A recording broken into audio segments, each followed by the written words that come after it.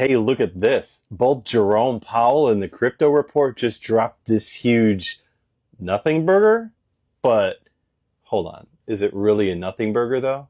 Because there are some aspects inside this crypto report not mentioned in the fact sheets that everybody's talking about. And Jerome Powell's speech might be better than you think. In this episode of Crypto News in a Flash, an article on Ripple's website says that 90% of finance leaders surveyed say that the blockchain and digital assets will have a significant impact in 3 years. Coinbase's nano derivatives will launch on August 18th for Solana and XRP. And today is Ethereum's 10th birthday. Woo! So, President Trump's crypto report dropped today. First, I'm going to summarize the report from the fact sheet.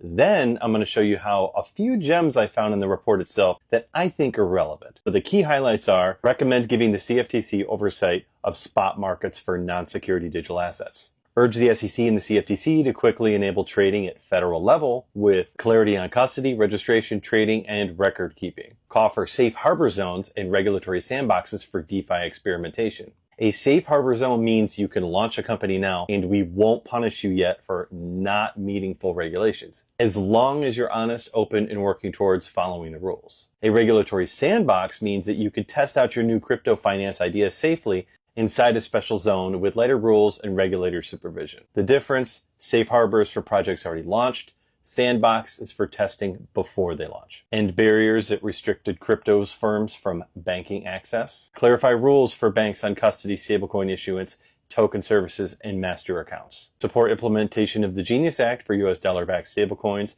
and push Congress to pass the Anti-CBDC Surveillance State Act, banning the digital dollar issuance by government.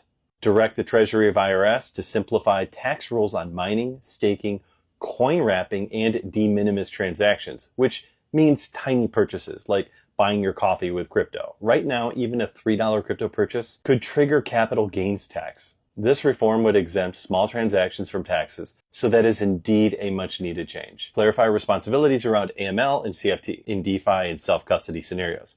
AML is anti-money laundering and CFT is countering financing terrorism.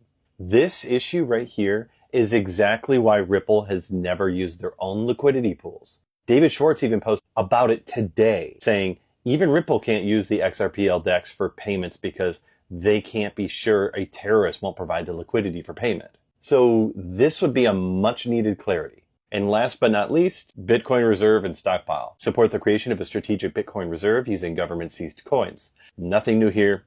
This is all stuff we already knew though.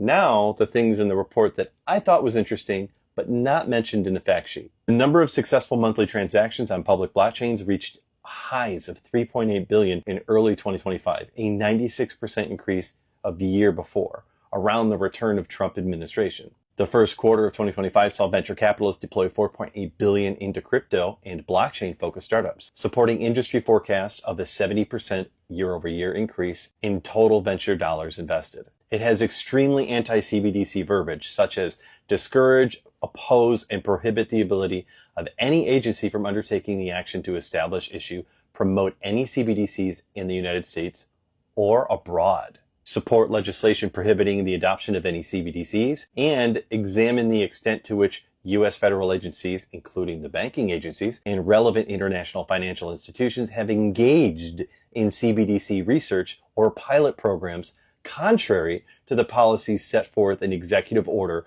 14178. So they're going to go after them if they've been pursuing CBDCs. So yeah, ouch, going hard against CBDCs. So those of you who were worried, there's more evidence that they are cracking down on that idea. It also recommends that the government starts tokenizing U.S. Treasury market assets through pilot programs led by the Treasury, FSOC, and the Fed, saying Treasury in coordination with other relevant agencies should engage in international counterparts and institutions by leading initiatives to upgrade domestic payment systems, FMIs, and cross-border payment systems to help protect the primacy of the dollar-based international monetary system. As well as this little gem, pilots. Clarity is needed in the ability for depository institutions to participate in pilots and experiments related to digital assets. This is quite literally suggesting that we should replace the outdated systems with newer blockchain systems, like newer than Fedwire, like replacing Fedwire. If this plays out, blockchains,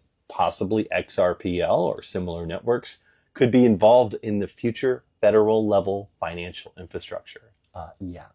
Congress should enact legislation affirming that individuals can custody their own digital assets without a financial intermediary engaging lawful peer-to-peer transactions using those assets. This is a rare explicit endorsement for self-custody. It's saying that you have the right to hold your own assets. No bank, no broker, no middleman. That's the essence of decentralization. And now it's written into the framework for policy level recommendation.